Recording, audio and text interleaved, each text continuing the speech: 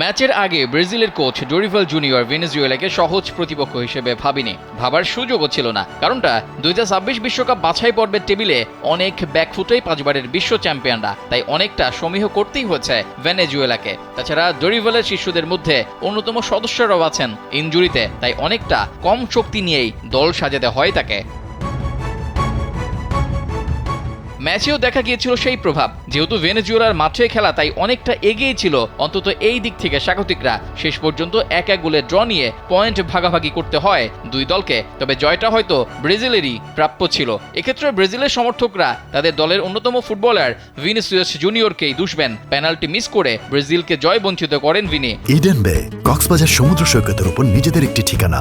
মাত্র 5 লাখ টাকায় আপনিও হয়ে যেতে পারেন এই হোটেলের মালিক। ভিনির পেনাল্টি মিসের আগে দ্বিতীয়ার্ধে ভেনেজুয়েলার বদলি খেলোয়াড় তিলেস্কো সেগোভিয়ার দ্রুত গতির গোল প্রথমার্ধে সিলেসাউদের হয়ে রাফিনিয়ার করা গোলে পাওয়া ব্যবধান মুছে দেয়।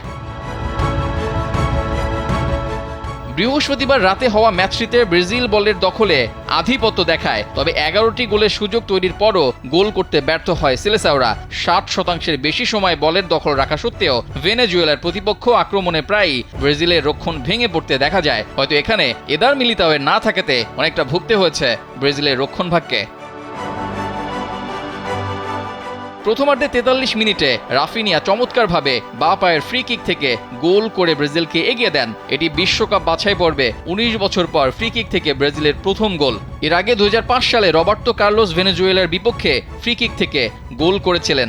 তবে দ্বিতীয়ার্ধের শুরুতেই সেগোভিয়া একটি দুর্দান্ত শটে স্কোর সমতা ফেরান।